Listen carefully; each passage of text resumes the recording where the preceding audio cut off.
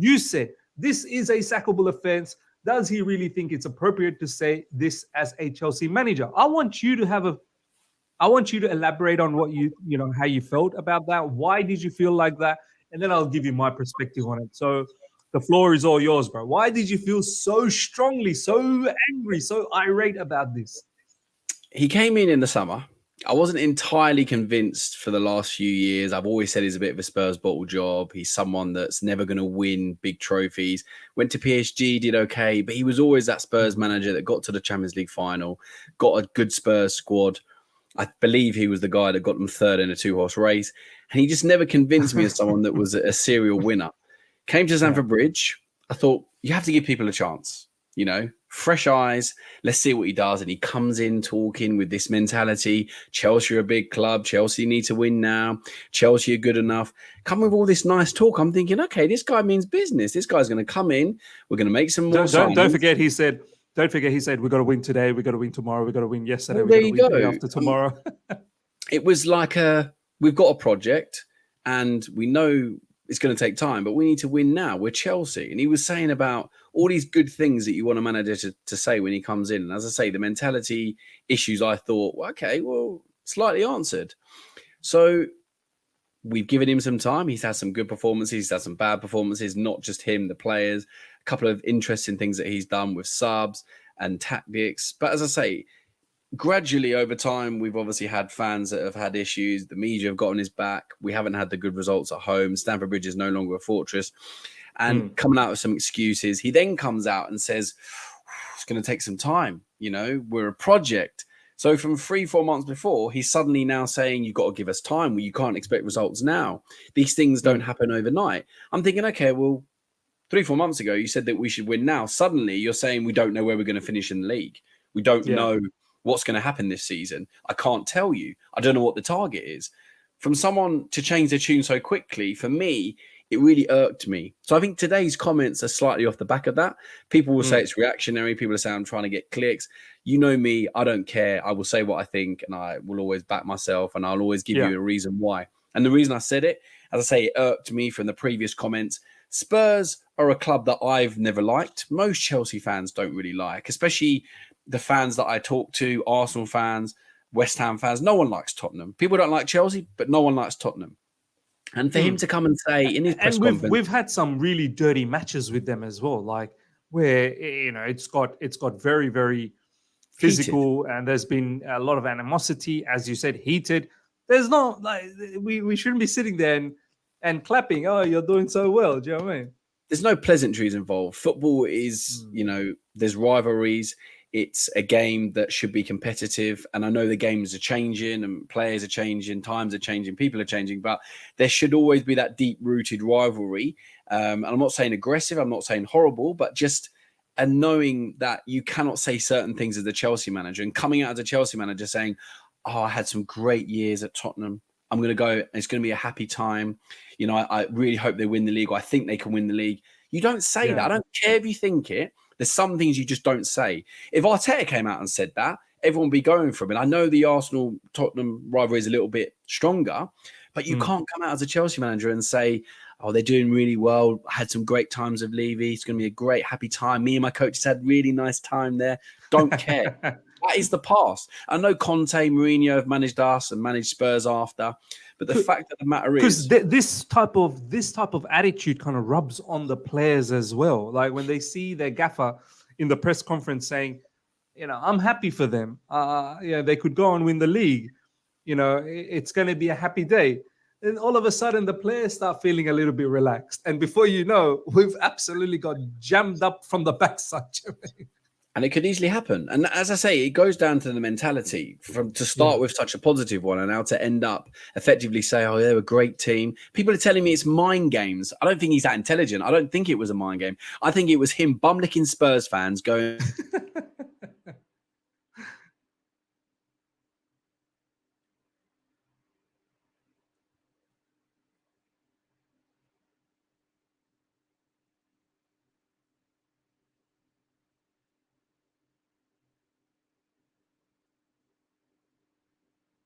I've lost him again. I've lost him.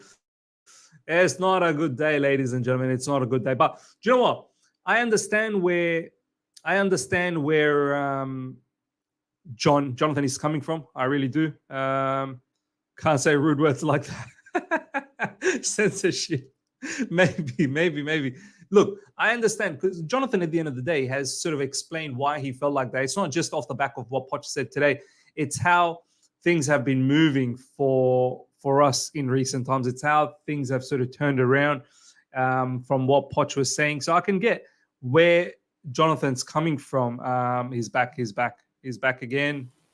Jonathan, what's going on, brother? Just one of those days, isn't it? One of those days. But so I think I was just talking about mentality and stuff. But I love how IO YouTubers saying censorship. You can't talk that way. That's rude. maybe not. No. So I think I was just talking about the same mentality and stuff. But yeah, just turning to hear him say these things, and I know some of it Fabrizio took out of context. But for people to say to me that it's mind games, I don't think it is. And people saying I'm overreacting. As I say, it's a mentality issue. It's something that has built up over time. I've been at Stamford Bridge. I was at the Arsenal game. And for us to be 2-0 up in the ascendancy, I know the subs didn't particularly help us bring them off, and it was a plan that worked. Arsenal didn't play very well, but it worked to a T. We made changes. I thought slightly negative changes and changes that didn't improve us. But, the goal went in and the fans and the players, the head sank. And as a manager, you've got to go out on the touchline or in the training ground and go, look, guys, when we go down, I know you young players, there's confidence issues clearly throughout the squad, but we've got to dig in. And we didn't dig in. We just rolled over. And as I say, that is seeping through very slowly to a squad that thinks it's acceptable to be at Stamford Bridge and lose home games and just not seem to really care, not really bother.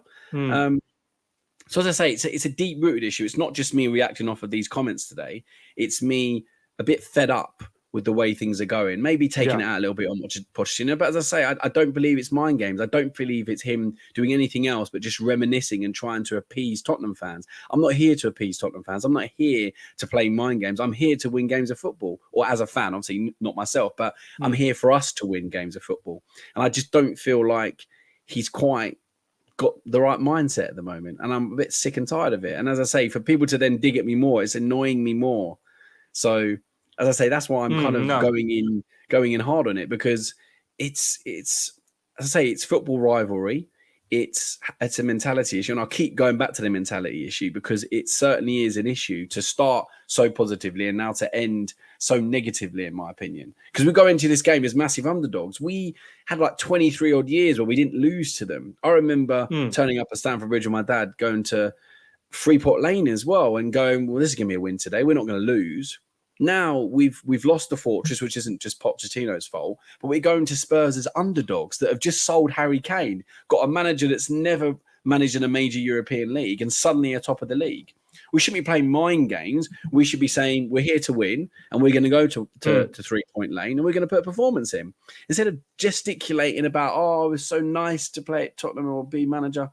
Don't care. You've got to be serious. We're in 11th position. I don't feel like the seriousness of the job has quite hit him yet, and I feel like he's a bit overwhelmed. And that all of this adds up into a pot of mess that has been, he lit that stove today for me. The gas has ignited, and that fire in my belly has obviously boiled over into an interesting Twitter exchange.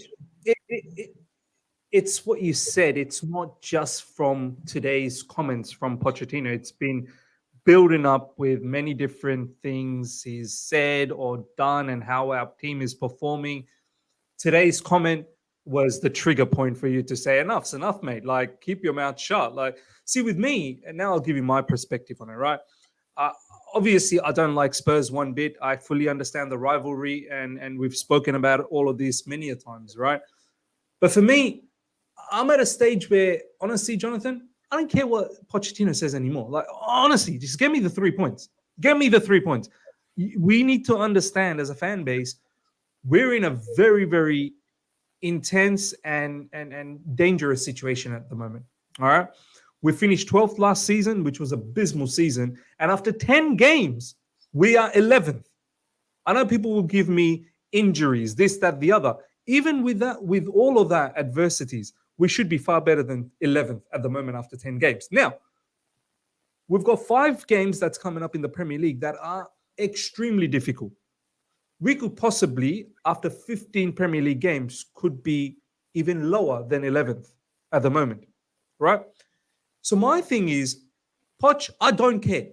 I don't care whether you want to reminisce. I don't care whether you're thinking about, it's going to be a good game and it's you're happy for them, this, that, the other. I don't care. But you better show some fight, because you're going to put yourself into a lot of trouble if you don't start winning games. And the fan base will start losing respect for you, will start thinking that you're not the right person for the job. So for me, that's where I'm coming from. However, I do understand what you're saying as well, Jonathan. Like, I get it. Because when you're not doing well, and then you're also talking like this, it's like both of them combining is a recipe for disaster. Do you know what I mean? If we'd be doing well, let's say, for example, we're 5th or 6th at the moment, and he's thinking about, he has played, he has managed Spurs for 4 seasons. He's going back there. We can understand, look, this guy, obviously, it's very difficult not to reminisce those sort of moments. And I don't think the fans would be too, the fans would be too aggressive about it, because, we're in a better position in the table. But the fact that we're 11th and you're talking like this, it does not help out the fans. We are already angry. Don't make us more angry. Don't like, try and keep yourself quiet as much as possible. And if you do have to speak, understand from the point of view of the fans. Now, there's a lot of fans, Jonathan, and I'm pretty sure they have said the same thing to you. I want to see what you have to respond to them. They'll say, oh, but it's not so deep. It's not so deep. What he said, it's not so deep. My take is, and I'm going to let you comment on that as well.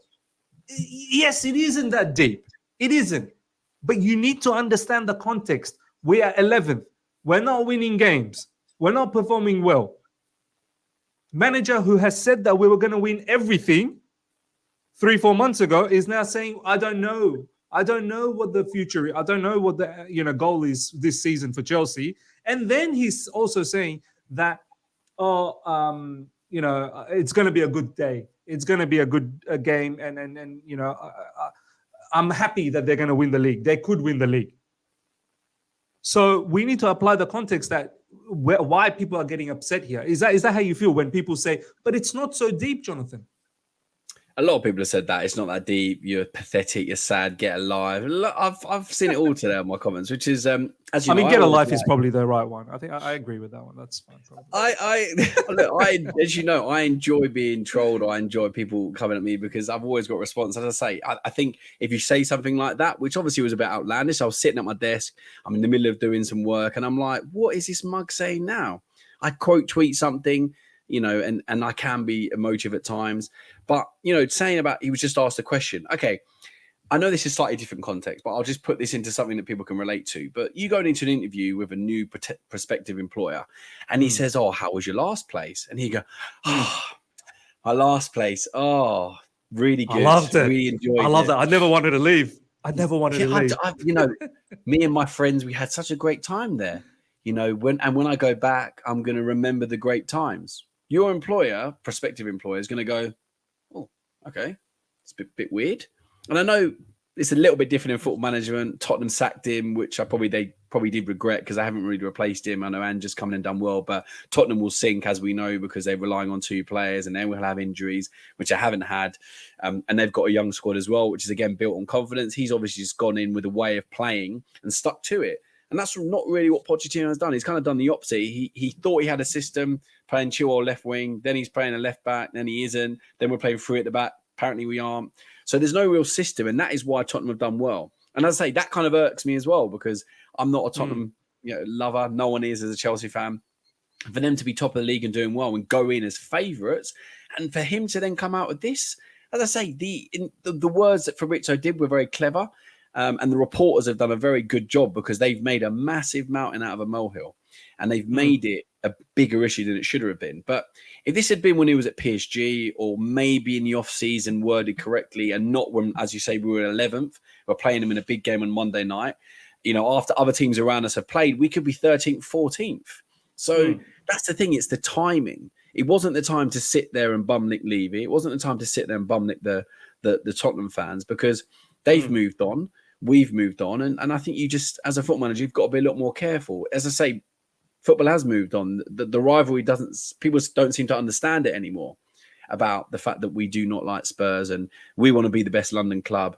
And people talk about, oh, we are the biggest club because we won the Champions League twice. But these little things are far away from us now. The Champions League, we're not even in the competition. So if Spurs do better than us this season, which they probably will, it will be 2 seasons in a row they've done better than us.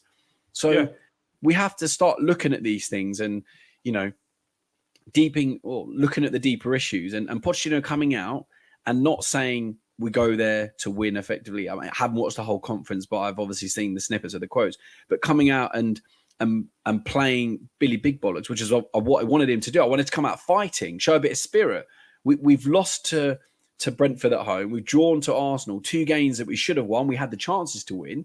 And we go in, as I say, in 11th. And that's why, I've meticulously gone through those comments and been annoyed by it, because it's not how you react. You go into a big game and you look at the Fergie and the Mourinhos who are king at mind games. This isn't mind games, as I said earlier.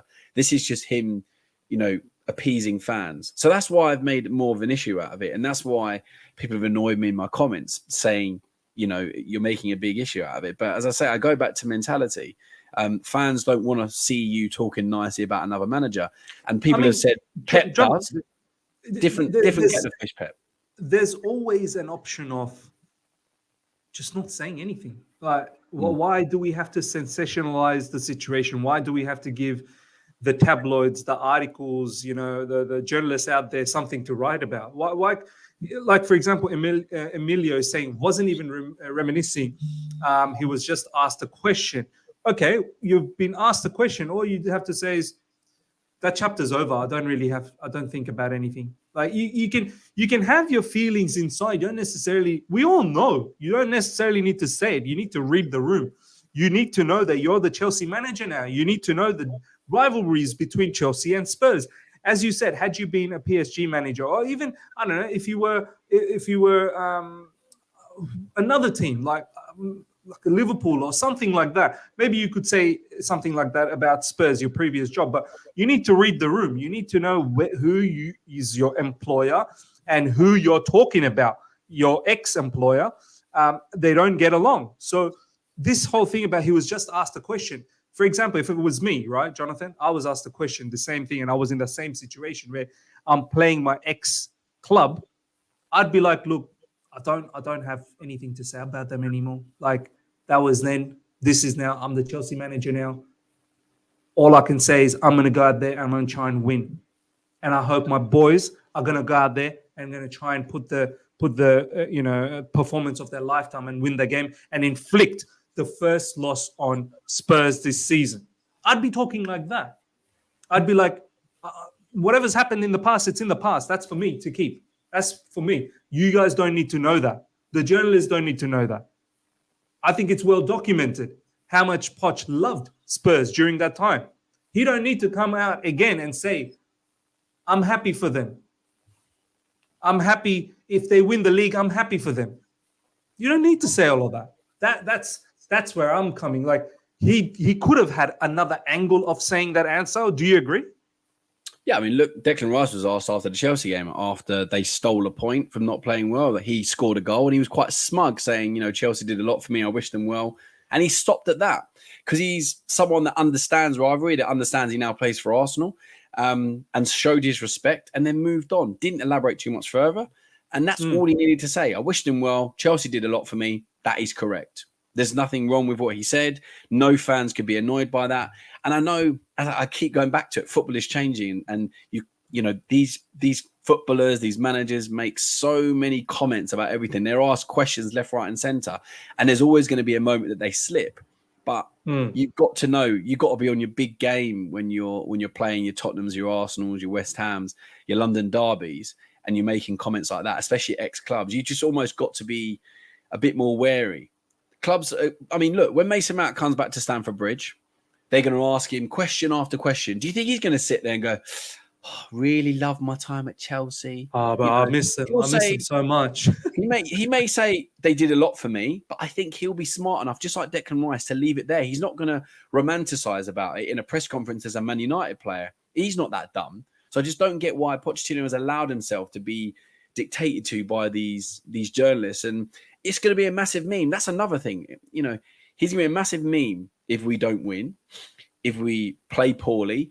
And it's people are going to point back at this and go, probably wasn't the right idea to centre the players. Should have come out swinging. Should have come out saying this is a massive game for us because they are top of the league. We are aiming for the top of the league. And this is exactly what I'm saying, Jonathan. Like, I would be looking at this match. Bro, let's talk serious now. Stuff all this Pochettino, what he has said and whatnot. Let's actually talk about seriously and build up to this particular game, right? Jonathan, let's be honest. This season has not been good so far. I know people will say there have been patches we've played well. Yes, patches. Tell me one game this season where we've put an entire 90 minutes as a package and we actually delivered the goods. No, we haven't. Every single match we played probably about 25 to 30 minutes, good here and there. But equally, the opposition has also played well and they could have snatched a victory from us. And in certain instances, they have snatched the victory from us. So it's not been good, right? And I don't care. People will say injuries. There is still enough quality to do better. I'm not saying be on top of the table. No. To be at least 6th, at least 7th, at least 8th. To be 11th is poor. Some people will say, but it's only 3 points away from being 8th. Well, get the 3 points then. Don't tell me it's only 3 points away. Get the 3 points. I don't know how we're going to get the 3 points over the next few matches. So let's really talk about this upcoming match against Spurs, right? Poch really should have just gone out there and sent a message to his change room, sent a message to his squad that I'm taking this match seriously. I don't care that we've lost against Brentford. I don't care, that our performance wasn't that great against Blackburn. But coming into this match against Spurs, you best believe we better be ready. And we better be ready to inflict the first loss on Spurs and not let them go away. Because I don't know if you've seen, Jonathan, a lot of the Spurs content makers, they are very, very giddy at the moment. They're very cocky at the moment. They're like, we can't wait to pump Chelsea up the backside. Do you know what I mean? You should have seen how expressions was with Matisse earlier today. Bro, he gave it to him. So we as a fan base and Pochettino telling the players, but we need to shut these people down. And if we are unable to do so, we got Man City after. So where is the limit? Where is the limit? Where do we actually start saying where are we going to act like a football club, like Chelsea Football Club again? Just get battered everywhere. Is that how you feel as well, Jonathan? That what's the message we're sending to our squad moving into this game and the fixtures that's coming up as well? If he wins on Monday night, gets a result against City, these things become less of an issue. They've become more of an issue and they're inflated in my eyes. And as I said, irk me today because of what's happened in the last few weeks and the last couple of months. But look, we should have taken Arsenal's unbeaten record. We didn't. We didn't capitalise on it. Part of it is because of him. As I said, I don't believe the subs improved us. I know we tied. The game plan was pretty decent. But Arsenal didn't play very well. Our 2 goals, one of them was a fluke. One of them was a penalty, which I never liked those penalties being given. So we didn't score particularly from open play. Played well, but again, we couldn't put the ball in the back of the net, which translated to another blank against Brentford. But we've got another unbeaten record coming up against Tottenham. And people are telling me, and even I subscribe to the idea a little bit, that low block teams and teams that sit in 10 men, your Villas, well, not so much Villa, but your Brentfords, your Nottingham Forest, teams like that will sit in, make it difficult for us, stifle us, frustrate us, and then score a goal from a free kick, a corner, or a break of play. That's the teams we can't play against. But the teams we can play against are your Liverpools, your Arsenals, your Tottenhams, the teams that come and open play against us. They attack us. They allow us space in behind. Well, we've drawn 2 of them. Should have won both of them, Liverpool and Arsenal. We now go to Tottenham, which I know is an away game. The other 2 were home games. But if we now go away from home against one of these attacking teams that we can play against and don't get a result, well, where's that narrative gone? We then have Man City. This is exactly what I said, Jonathan, recently. Yeah, people are like, we can't play low blocks, but we can play the bigger teams. And I said, when was the last time we beat a bigger team? When was the last time? Bridge, I think it's 2 years away from home. Maybe even longer. I don't remember. So this whole philosophy, this whole theory, we play better against bigger teams. Of course we do. but we don't win, mate. But we don't get, as you say, we don't get results. And the thing is, if we afford the mistakes, the defensive errors that we do, like we did in Liverpool game at some points, and the Arsenal game was just a flurry of errors, the back post from Gusto and you know the pass from Sanchez. If you then go back to the defensive mistakes from Brentford and their goals, obviously the second one was us chasing the game. I'm not too fussed about that, but the first one was really poor. Well, stopping the cross coming in. I'd say about allowing, but it wasn't great defending, but then not tracking your man. We do that against Tottenham. We've got Son and Maddison who are in form, and they've got Kulusevski and all these other players that, you know, you give them the ball right now, they'll score a goal. We give these players, quality players, the sort of half chances or chances we're giving teams. Well, we are going to concede loads of goals. And if we're not scoring them, like we did against Brentford, we're going to have an issue. And again, I point back to the Arsenal game. Did we really score a legitimate goal? Proper goal? Like a well-worked team goal? Okay, Palmer could have scored, and that was from an interception pressing, but an actual team goal against a big team. Liverpool, again, the Dizazi one was a bit jammy. I can't for the life of me remember the second one, but I don't go into these big games thinking, oh, we can play against these teams. We're going to win. I still think, well, we are going to make defensive errors, and if we don't get at least 2 goals, then we're going to lose. So I go into that Spurs game, and if we concede first, that is going to be a massive test of the mindset. I think if we concede first, I think that might be it's done. Bro. You'd think. I think that might be it. But you just hope the Pochettino is completely different in the dressing room. Maybe it is a facade, and I'm hoping, I'm not expecting it to be because I don't think it is, but I'm hoping it's a facade, and we are going to come out all guns blazing. But if you go and attack them, leave space in behind, they will score. So there's a balance to be had. Obviously, Palmer's looking very good at the moment. Jonathan, I want to ask you, you know how people are talking about how our forwards don't score, you know, they're not clinical enough, they don't score. People are overlooking the fact, I'm pretty sure you would have seen the Carabao Cup match against Blackburn. But Blackburn just went straight through our middle at every opportunity. It was so easily for them to just bypass 3 midfielders, mind you, Enzo Fernandez, Gallagher and Ugochukwu. So many times I saw Blackburn easily just run straight past our midfield and into the final third. They just don't have the attacking qualities to hurt us. People are starting to, no, I've lost Jonathan again. Have I lost him? Hopefully he comes back. Internet's been a nightmare, an absolute nightmare. Yeah, we've lost him. Hopefully he'll come back. But yeah, as I was saying, ladies and gentlemen, people talk about how he's back. All right, Jonathan, don't worry, bro. Don't worry. We battle on. We're not going to fold like Chelsea, bro. We battle on. I was saying Sky's getting a call from me in the morning, man. I'm killing his Wi-Fi. But yeah, so I was saying that, you know, our midfield gets bypassed very easily. And our defense always seems to have a lapse of concentration every single game where then we concede. So if the attack isn't clicking well enough or it's not of the right quality, the midfield isn't looking good, the defense is always lapsing of concentration. Bro, there has to be a time where we have to say, Pochettino, get a grip, mate. Like, why is there so much errors in your team? Either they are not listening to instructions, they're not following instructions, or your instructions are unclear to them. Like, it's one or the other. Jonathan, we can't sit here and say, you know, Ange Postecoglou has taken over a Spurs team that was so poor. And mind you, a Harry Kane-less Spurs team as well. They are massively depleted. And he's got them rock and rolling, right? Unai Emery at Aston Villa comes in. And he's turned Aston Villa around. Steven Gerrard had them in the relegation zone. And he turned Aston Villa around, right? Roberto De Zerbi comes in, takes Graham Potter's Brighton, who was a very good team, but sort of around the 9th and 10th position. We admired them to a certain degree, but Roberto De Zerbi has made them a Europa League team now, right? He's also taken them to a different level. All I'm asking from Pochettino is, mate, make us respectable again. I'm not asking for you to win the league. I'm not even asking for you to make it into the Champions League anymore.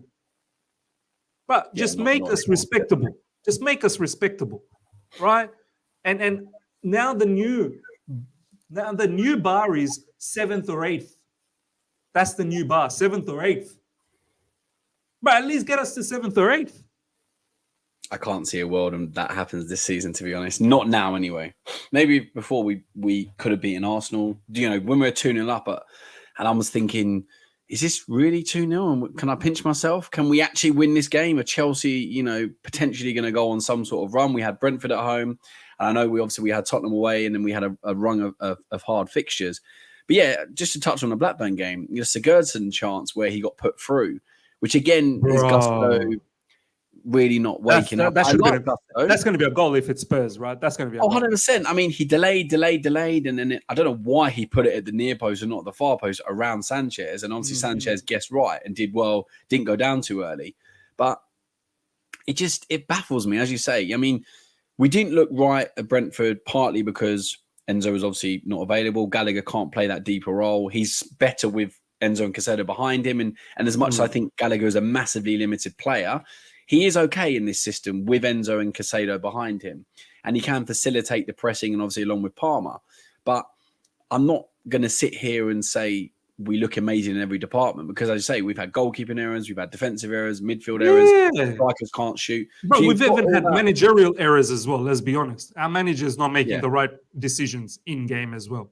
It's a recipe for disaster. At the start of the season, I thought, let's try and sneak fifth or try and somehow have a positive season. Then I kind of demoted it to fifth, maybe sixth, maybe seventh. But yeah, now I can't see us finishing top 8, top 9, really. And to be a club that has invested so much, I'm not going to go in about the money because it's offset with net spend and all this nonsense because we obviously gutted a complete squad in 18 months and the average age of our squad is very young. But it's the fact that we now go into every game not knowing, are we going to get anything from this game? And again, it's not just about the money, but it's about the mentality. Chelsea are not a side that anyone fears. You know, my West Ham colleague, when we played them earlier in the season, he's like, well, I turned up thinking, yeah, we're going to beat you. You know, people turn up to Stamford Bridge. This is how people are feeling in UK at the moment. In my office, I've got an array of fans, some of the bigger teams, some of the smaller teams. None of them are scared of you. None of them are scared of you. Yeah, it goes, yeah, we'll play you. We'll play you. We don't mind. We're not going to come there and be worried. And that's the thing. It's over time we have to change that. And it starts with these bigger games, going to other stadiums and obviously at home and it's not just about winning. I know we need to get these crappy, scrappy, however we can take them wins, but it's also about playing well. And we got a little bit of respect from Arsenal, I suppose, from playing well and dominating the game, but they also played really badly. So it's a mixture of things. And to get that respect and fear from other clubs, you've got to play well as get. We need to start with the crappy results. Don't get me wrong; any points will do, but we also need to translate that into semi-good performances. And I saw a silly image from Sky Sports or someone else saying we're top of the XG table with West Ham of games. With Man City of games won 9-1 and 1 lost. Well, that means absolutely diddly squat because it means nothing to me. This XG, if you've got 4 XG, and 2 against, let's say. Well, those 2 against are not expected goals. They are guaranteed goals. Because of our defensive errors. Yeah, they're not just... They are goals. But, I mean, I point at as much as I like Jackson, I think he can turn into a good, probably backup player at Stamford Bridge, not a starting striker. As much as I really like him, you have to be critical of some of the things he does because he's still raw, not had much time in major European leagues. But that chance he had against Blackburn, where Sterling put it across and he scooped it over. It's that naivety, and you are going to get that with young players. That was so bad. Yeah. You know, as Pochettino, he's had so much time on the training pitch this season because we're not in Europe. Obviously, we're still in the league. One game a week. You've got time, and I know this project is something that's not going to happen overnight. I'm not expecting us to win the league, like you said. I just expect us to have a challenge where we go into games thinking we can get a result. And right now, I go into games thinking, and then you've got a manager saying, "Oh, you know, I'll be really happy to go back to Tottenham Hotspur Stadium." I'm happy if they win the league. I'm happy if they win the league. He's saying, "I'm happy if they win the league." And look, I know there's much other things to life than football, and I don't get upset about losing anymore because I'm so used to it. I don't get upset about what people think, but as I say, this one just irked me the most because it's been a roller coaster ride already this season, and I'm now at a stop where. You're at a tipping point. I can see you're at a tipping point. Look, Jonathan, I've said in recent times, the breaking point is coming soon because all of the, and this is where I want to talk about the fans, people in the live chat, people, they'll watch later on, people that are tuning on my channel on a regular basis. There's certain times they comment in a favorable manner. There's certain times they won't, and that's fine. But this is why I want to paint a picture right here, and I want to see what Jonathan has to say about this. Jonathan, you know the crazy part is? As soon as we got tied up against Newcastle in the Carabao Cup in the quarterfinals, there's a lot of fans that came out and said, we've got no chance. We've got no chance, right? And they've justified their position as to why they think Chelsea's got no chance, right? Because of the way we've been playing and because of the way how Newcastle's been playing, we've got no chance. I took a different spin. I wanted to do a bit of a social media experiment. I said, why don't we have any chance? We definitely have a chance. We are going to go and we're going to win at Stamford Bridge. We're going to beat them. And people still got angry with me. So people are getting angry at others for saying we don't have a chance. But then the same people are also getting angry at people that are saying we do have a chance. So what is it, mate? Do we have a chance or we don't have a chance? Because one or the other. I don't understand sometimes in this fan base. And the reason why I did this social experiment, because I wanted to put out there and show to people that listen to what I'm saying and how ridiculous it sounds. Listen to what I'm saying. When I'm saying that Chelsea should go out there away from home to Spurs and win because we're Chelsea, just listen to how ridiculous I sound because of our form, right? Because of our form. But if I don't say that, if I say I'm scared, we're probably going to lose, then I'm negative. You see what I'm trying to say, Jonathan? You can't win, and that's the You thing. can't win. There's so much infighting. I mean, just to point back to the most recent game against Arsenal, where I'm sitting in the stadium, to my left, to my right, there's moans, there's groans, and as I say, as soon as it went 2-1, you could feel the collective tension. And when they did end up getting the equaliser, it was almost like expected, depleted, depressed. And then it was like, well, can we hang on to this? Because if we lose, this is going to be an absolute killer. But half an hour earlier, when Mudryk scored, we were like, wow, we're winning. We can get something here. So you can't win. Social media is always a cesspit. I take it with a pinch of salt normally. I say today, as you say, it was a tipping point. That's probably the best way to say it.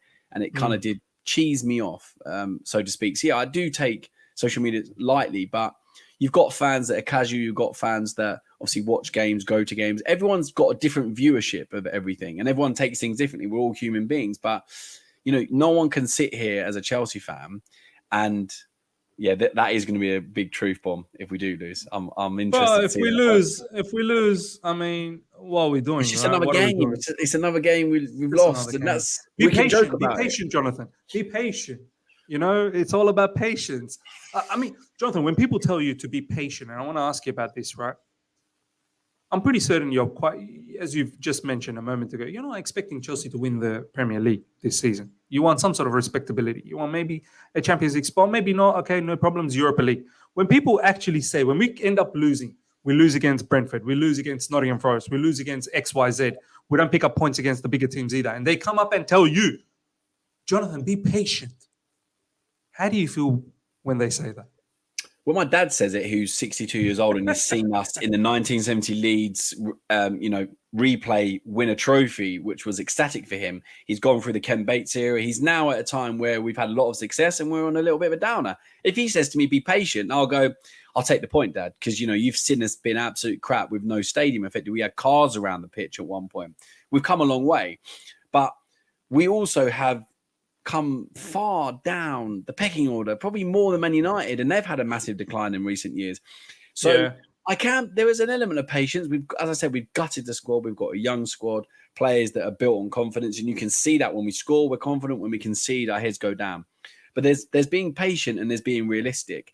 And I get transfer fees are massively inflated nowadays, but to spend that amount of money, to have that sort of turnover, to have such a massive buyout of Roman Abramovich when he sold, for sale, there has to be a level of expectation when you bring in so much talent, albeit young, albeit raw, albeit confidence-based, and to bring a manager who, just won at PSG. I know he hasn't won serially over his career, but has been a winner and has been in the Premier League before and understands the demands, the needs, knows how to play with young players and how to develop them, because he did it at Spurs. He did it pretty quickly at Spurs, surprisingly. Not doing it so quickly now. And then you look at, North London, where Arteta's taken a couple of years to turn it around. So you can say, well, look at Arteta, let's be patient. And then, you look at the friendlies in Man United. But then I point to anyone that says that and go, well, Ange's got it right in 9-10 games. And he's a vastly less experienced manager with a vastly less experienced squad, with a squad that's had nowhere near the same amount of money, that hasn't even really invested the Kane money. So, there's two sides to every story, and there's patience to a certain degree. But when players are trying, when players are not making stupid errors that can be cut out by themselves, the manager, training, concentration, then I would have a bit more patience. But to lose stupid leads, to make stupid defensive mistakes, to have blatant chances, which we consistently just as well. Consistently every game. It wears you down. And after the last 12 months, I had to endure 4 or 5 months of Lampard, which was absolutely terrible. To go through all of this and to come to this position, my patience is wearing thin, albeit Pochettino has only had it for 4 months. So there's only so much you can take. And I know we have to realign our expectations. As I said, even I don't have massive expectations this season, but we are still a club that are big enough and ugly enough to win games of football. And if you can't even do that on a lesser scale against the Brentfords, and you can't do it against the big teams like your Spurs, I can't believe I've just said Spurs are a big team, but unfortunately I've had to say it because they're miles ahead of the process that we are. You can't expect to win trophies. I mean, we came out of the third round in both cups last year. Champions League, we had a bit of a heyday. But this year, we're in the quarterfinal at home to Newcastle, who I know has spent money. They've got a very good team, a very good manager. But that manager, again, you look at him, well, he's bolstered a team with, a few sprinkles of good signings and experience. But he's molded a team that has a way of playing that you take one piece out, you put another piece in, and they go, well, I know what to do because we work on the training pitch. And you've got 22, 23 players at Chelsea who don't really know a system of play. We tried to implement it. We changed it. And the players come on the pitch and they don't really know what to do. We play with a false nine. We don't. So I look at all these teams and you go back to the root issue. Chelsea don't have a way of playing. The big teams in our league, even Arsenal this season, have changed their way of playing. They're a lot more solid defensively. They don't make as many chances, don't score as many goals, but they're a lot harder to beat. And I know they've had a couple of bad results, but they've changed their way a little bit, just like Pep does. Arteta's. You've got to evolve. You've got to always evolve. Yeah, exactly. So all these teams above us, even Brentford, have got a way of playing. Nottingham Forest got a sort of a way of playing. Burnley sort of have a way of playing, albeit they're doing very well. But all these teams that we've played all have a pretty good style of playing, and most teams can have two sets of players that slot in. And as I say, Newcastle are a perfect example of that at Old Trafford. When you take one out and put one in, and one of our players that we sold for FFP, Hall, looks fantastic. And you think, well, why don't we keep him? He looks like he knows what he's doing. And then you've got players for us sort of scared to make mistakes. You've got some of the memes that I've heard about Mudryk is ridiculous. Players that can't, stay injury free. So all of this, we go into all of these issues, and it just there doesn't seem to be any patterns of play when it comes to us with the ball. Like there doesn't seem to be any sequence of passes, triangles or in a square or diagonal balls or overloading one side. Like doesn't seem it all kind of seems a bit chaotic when the match starts. A lot of people pressing, trying to win the ball. It all is that how you feel as well? Like when you watch Chelsea, especially, and I know once again I'm referring to Blackburn, and there's been plenty other examples, but we'll take Blackburn as an example, bro. For me, that looked very chaotic to me. It was a bit of a basketball game at one stage. As I said, if Blackburn had a little bit more quality, they probably could have scored some goals, but they don't have the quality. But I found that quite embarrassing how open it was from both ends. They could go for an attack. We can go for an attack. And when we do go for an attack, even the goals that we scored, it was off their mistake. The first one that Raheem Sterling scored, it was they were trying to play out from the back, and we stole the ball. Do you know what I mean? And the first goal, the second one was a corner, which just bobbled around. The corner, but he should nutmegged many. So it wasn't like as if we opened and we showcased an amazing, level of passing to open them up. So after 10 games and the preseason, don't forget the preseason that we had and the 10 games that we've had so far, plus the Carabao Cup games, you'd think there would be a certain distinct way of us playing under Pochettino, and I don't see that. No, there isn't. And I even point to the Wimbledon game where we got a penalty and then Enzo scored from outside the box from an error. All these little things, even the games we won, the Luton game, we won 3-0. And it's all, I get it, it's errors. Lesser teams are going to make errors and you capitalize on them. But as you say, I don't look at us and go, we've got a way of playing, we've got a system. Players know exactly what's needed from them. As I said earlier, with the left wing, Chilwell, to left back, Colwell, who's not really a left back. Oh, well, other managers, I'm told, are playing 4 centre backs, Guardiola and Arteta. Well, why can't we? Well, their players are a lot more experienced. There's managers that have been around this league and have actually fought for a Premier League title, unlike Pochettino, and our players who are very inexperienced. So that's the thing that I'm not saying we need to adjust to our level, but we just need to go back to our basics. It's very simple. And against this Tottenham side, who are in a great run of form, they're going to score goals. They're definitely going to score against us. I have no doubt about that. But it'll be a miracle. It'll be a miracle if we can keep a clean sheet. Like we always have. We always have a lapse of concentration as well. And happy for anyone to clip me if we do keep a clean sheet, but there's no way on earth that we keep a clean sheet on Monday night. And I'm not saying we can't draw, we can't win, because you never know in football.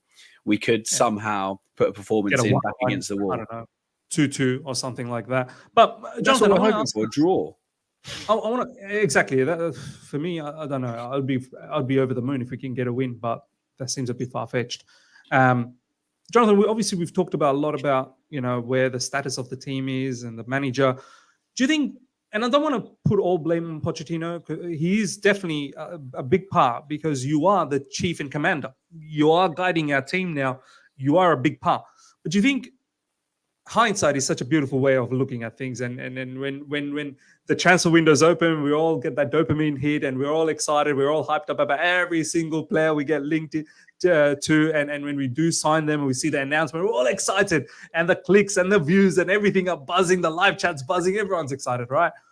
But when the dust settles and we all sit down, and now we have sat down and the dust has settled, do you think the board has slightly disadvantaged Pochettino as well with delivering him such a young and immature team as well? Partly, but I think that was their model all along, to get a team that was one that had investment potential, ones that if they didn't do well, we could sell for resale, and bringing in such young players to then work together, all similar stages of their career, and a manager that is known for developing players. I think the strategy was there, and I think Pochettino would have known that when he took the job on, and he has bought into that. But yeah, I think they should have been blending with a few more Raheem Sterlings. You've got Sterling and Silva that play. Silva, who needs to stop playing every single game. Like, for example, Jonathan Maddison, by the way, we ignored Maddison because he's 26. Because of his age. He's just 1 year older than 25. And you see what Maddison's doing for Spurs, one of their most important players. Like that kind of stuff, does that annoy you? Well, I think that's part of the reason I get a bit annoyed as well. Because you look at Arsenal, who are buying pretty much proven Premier League players. Most their big signings are proven Premier League players. Like you look at Trossard, you look at Declan Rice, you look at Raya, players that have played in the Premier League, know what it takes. And we've just gone out and mostly bought players that are unproven, are inexperienced, as well as being young. So you add all that together, acclimatizing, learning English. It was never going to happen in the first season. And that's why my expectations were hopeful for fifth, but not expecting much more. So yeah, he has been hamstrung a little bit with Pochettino. But if that was the case, you knew what you were signing up for when you came in. Don't start so positively, saying we're here to win, we need to win now. If you'd have been a bit softer and the expectations would have been, a little bit lower, I wouldn't be as annoyed as I am today. And I wouldn't probably be as annoyed about the Spurs comments, because he set a don't build us up. Don't build us up. You built us up. And then, the transfers are going to happen. We are going to spend money because these guys, are investment. They're there for the 10 years to make us a more profitable club. They were always going to spend money. So I wasn't too fussed about, all the transfers that came in, because I knew it was a process and we were gutting a squad. But yeah, set your expectations too high. We now are obviously failing. And it's just a sad state to see. I remember being on this channel 29th of May 2021, and we won the Champions League. And I said, we now need to focus on the league, becoming a more competitive club in our domestic season. Forget about these cups, which are great to win, but we need to challenge day to day. And since that day, we've done anything but that. We don't challenge day to day. We The don't have a decline squad has built been to mad. win. Exactly. And I specifically said, we have got to get things right as a club. And we've done the complete opposite. And it's frustrating to watch and be at games where other fans are of the same opinion. Obviously, not everyone is online. You know, I get a lot of criticism because I'm someone that just likes to say it how it is. But just as I say, I go back to hearing other fans talk about Chelsea and how embarrassed I am to listen to them and their opinion of us. It's just not a nice time to be a Chelsea fan. And to hear these things today culminate in my comments and culminate in my frustration. And as I say, the only thing that is going to probably stick a plaster on that nasty cut that Pochettino's done on my heart is to go Monday night with a performance. We don't have to win, but a performance that we can come out as a fan, wherever we are, and go, well, at least we tried. We did play well, and we at least put some effort in. And we had a start of play, and the players looked like they were interested. We had chances. Maybe we didn't score them, but at least we got into positions. But it's very predictable, our start of playing. So all of these things, as I say, culminate into a horrible cesspit. And get to the point where we are today. Absolutely understood why you came up with that particular comment. I'm just a bit surprised. Look, good that you got a lot of traction out of it, which is fantastic. You know, we like a bit of traction. And then my mentions are going crazy, and I'm trying to work. I come home on the tube. I'm like, oh, silly people calling me an idiot and all this stuff. It's like, but don't worry, bro. Sometimes being called an idiot is all right, bro. You should. No, look, I enjoy it. I do enjoy it. Smashed. But sometimes it's just like the same comment, like "get alive" or "bro, give it back." Give it back to them. Give it back to them. Like the All You Can Eat Chelsea episode that I had earlier today. There were a couple of fans who were like, "Oh, Miz, here we go. He's negative again. Oh, he just. Why don't you just come out and say you're Poch out?" And I had to say to them, "Mate, you're kids. You're a kid, and I'm going to talk to you like a proper adult and put you back into your place because you need discipline." It's very difficult to talk eloquently and talk cohesively. And that's the thing. On Twitter, it's just stupid, silly comments and not actually responding to the comments I've made and having some sort of sequence to the opinions. It's just, you're stupid. Why are you a fan? Shut up. That kind of thing. That's what annoys me. I have no problem with people disagreeing with me. The whole point of an opinion is for some people to debate it. That's the point, in my opinion, of Twitter. And I know it's completely decreased in its value, but everyone should have the right to say how they feel. Everyone should have the right to their feelings. But at the same time, if we're going to respond to those feelings, we need to understand to be somewhat respectful as well. Not saying sugarcoat or anything. You can be aggressive, just don't be insulting. Naval Nation, thank you so much for the super chat. My worry is Poch playing soft against Spurs. If he loses, fans will come at him about the Spurs comments. To be honest, we are too respectful towards clubs. Remember, Potter and Brighton was it 4-0. Yeah, you're right. We are far too respectful to other clubs these days. And if you have a look at our model, and this is how I want to come to the final stage with Jonathan on this one. I was talking to Eunice about this earlier. If you look at the model of our football club at the moment, it's so reminiscent of how Brighton operates. We have plethora of, individual mistakes. So does Brighton. You look at the level of players we've brought in, a lot of young players, some unproven, and our owners and our board are consistently seeking out 15, 16, 17-year-olds, just the way Brighton does. And we're looking to perhaps create a new stream of revenue by selling some of these players. Don't be surprised one bit, ladies and gentlemen. You know the player that we're getting so excited about, Kendry Paez, who's not going to join us for at least another 1.5 years until 2025.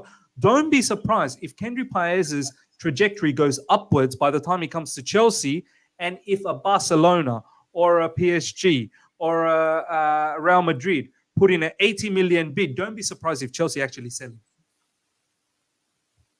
Because that is, I feel, the proposition that Chelsea's building right now. Chelsea owners, I feel, have clocked on that, wait a minute. Enzo Fernandez from Benfica, before that was in River Plate, has a glamorous, World Cup, of course. If Enzo Fernandez, within the space of 6 months from River Plate to Benfica, can go for 110 million, I think there's some money to be made in this industry. Don't be surprised if our owners have clicked onto that and started thinking, let's try and scout everywhere around South America, try and buy in as many of some of these young players and see if we can flip them for a good amount of profit.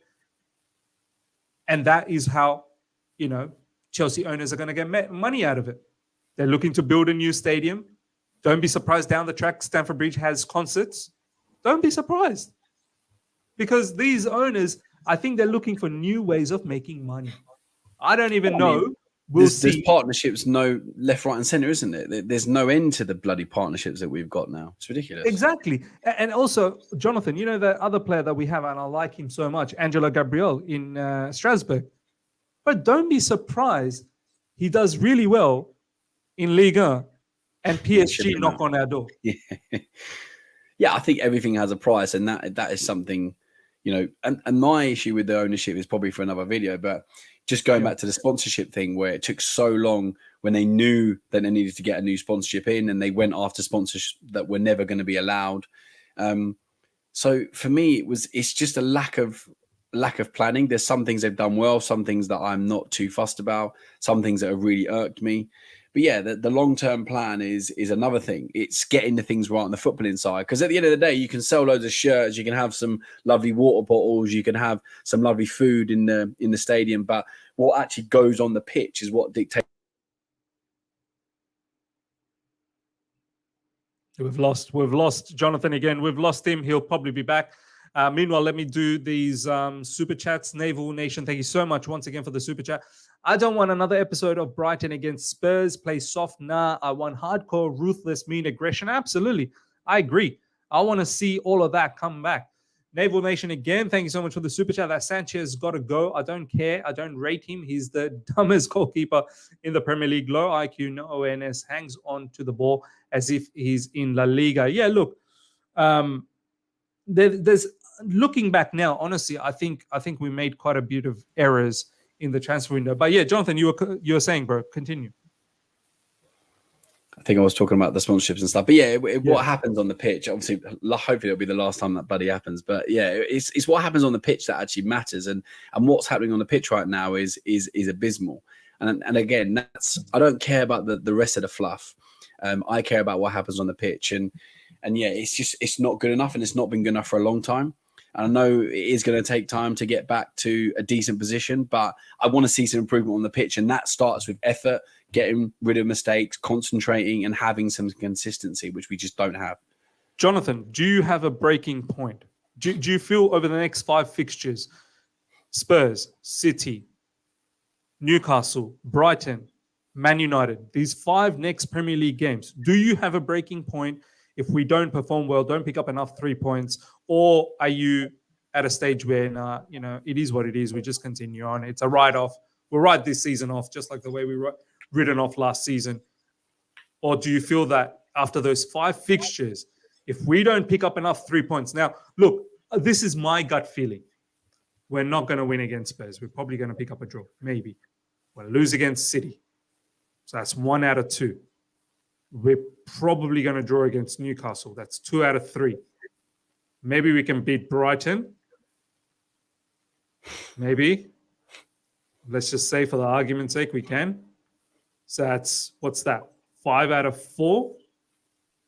And I don't know what United game we're going to get. I don't know. I know they look abysmal. Maybe a draw. So 1 win out of 5. Maybe. And that's being disrespectful towards Brighton. I think to judge him on those 5 games is difficult, because if we can't beat the smaller teams and we haven't beaten the bigger teams, and we then don't beat these bigger teams, it's tough to then say you're out after 15 games or 17, 18 games, whatever it is. So Poch is their man, someone that they took a bit of time over. We all thought it was Nagelsmann. It was a done deal. And then they took their time, did a due process. So I then look at the managers in the market right now, and there isn't really anyone, unless we want to go back to snipping out a previous Chelsea manager, maybe like Antonio Conte, who's not got a job, but it's never going to happen. So We haven't really got a replacement to come in. Do we want another interim? I certainly don't. I'd rather Poch see out the season because at least then we know that he's been given a chance. You know, he's got a lot of signings in, and January I'm sure will back him as well a little bit. So I don't think the next 5 games define the season. It's going to really irk me. I don't think he's far down the line as Ten Hag though. I think he will stay for the whole of the season, and that's partly because Clear Lake will look even worse. You know, sacking Tuchel, bringing in Frank Lampard. Still, it irks me that we brought him in as a manager. Great player, crap manager. So yeah, it's, you know, to then bring in Poch and to back him so much and then sack him, I think it would probably have too much egg on their face. So I think they'll stick with him the whole season. As a fan, though, the breaking point, I will be annoyed, but my expectation levels are pretty low. So if we don't win any of these 5 games and we draw maybe 1 or 2, I won't be surprised. I'll be disappointed. But again, it all goes down to the performances, because I've seen, we're winning XG, we're playing really well, we're creating chances. And if we continue to do that in terms of creating chances and scoring goals, as long as we're not making stupid errors and other teams just come out and play really well, which Tottenham are capable of, Man City are capable of, I won't be so happy if Brighton and Man United do. But again, if Newcastle do, they're good teams. So if we're beaten by the better team on the day and we perform well but just don't perform well enough, that will shape the narrative a little bit more. So the expectations are pretty low, probably the lowest they've been for a long time. Not as low as when Lampard was in interim charge, because that was abysmal, as I say, but it's pretty low. The expectations are non-existent. So I don't think I can be hurt anymore. I don't think we can get much further down. We're not going to get in the relegation zones because there are teams that are just way worse than us. We've got enough quality in our squad to finish top 14. I never thought I'd say that as a Chelsea fan, but yes, top 14, 15. So yeah, it's going to be frustrating. And I think we need to strap ourselves in, because I don't think it's going to be a nice ride. I think it could be very bumpy. And just to touch on the Newcastle point you made earlier about the draw, I know you obviously were doing it to see how people's reactions were, but I think it's probably the worst draw, purely because Newcastle won a trophy. They've just turned over Man United. They've turned over Man City. I'd have preferred a team like Port Vale or Middlesbrough that we could potentially beat. Yeah, well, of course, we weren't so we would have lucky. liked that. That's the thing. You know, we've got so many games coming up that are going to be difficult, but we've only got 1 game a week. So we've got the time to prepare. It's not like, we've got Man City, Man United, Liverpool back-to-back, 3 games in 8 days like we've done in previous season. We've had big game, Champions League, big game. We've now got 8 days. 8 days, 6 days until the City game. And then after that, we've got 7-8 days. So we've got time to prepare. We've got time to be on the training pitch. And I know we've got injuries and players coming back, but we've got time to look at these teams and go, you know, and it's sad to say because I want us to have a style in our way of playing, but we almost need to look at the strengths of the other teams and go, well, how can we combat that? We're not in a position to go out on the front foot, in my opinion. So we've got to go, let's be smart and play a game that will stifle the opponents. A bit like Arsenal are doing sometimes this season and doing fairly well because they're second in the league. Just go out and know that Son's going to get the ball. Maddison's going to want to get on the ball a lot. And if you can get Gallagher in and around Maddison, harassing him, pressing him, maybe Palmer coming in to press him, and you don't allow the fullbacks to get up too much, Poro and Odegayi, I can't remember how you pronounce his name. And as long as we do the basics right, we can maybe get some sort of a result. But that's the thing. The expectations are as low as ever. And my breaking point is, I don't know. That's the long and short enough, because it's so disappointing. You're just broken, bro. You don't have no breaking points no more. You're broken. That's what's going down. Yeah. And as I say, I've luckily in most of my life or adult life seen a successful club, a club that's competed for competitions. But yeah, for now to see us in such abysmal position is a shame. And the decline is disappointing. Not as much as Man United over a long period of time, but in the last 2 years has been one of the biggest declines I've seen as a football club. 100%, to go from 10th, first under Conte, and then to go from 12th to, well, what are we going to be this season? So with the money 12th, involved, there have to be some results. Yeah, no, absolutely.